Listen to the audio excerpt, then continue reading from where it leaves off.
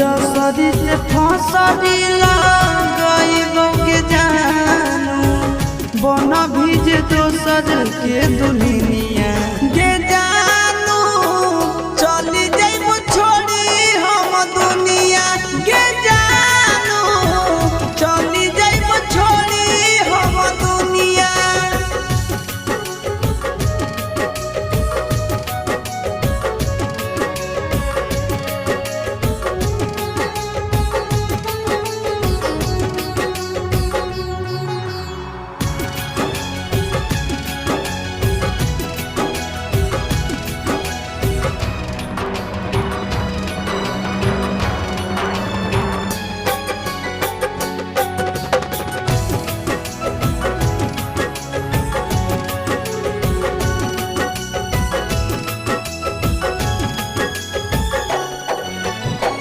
शंखा पानी भोरवा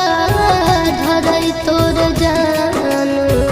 शंखा पानी भोरवा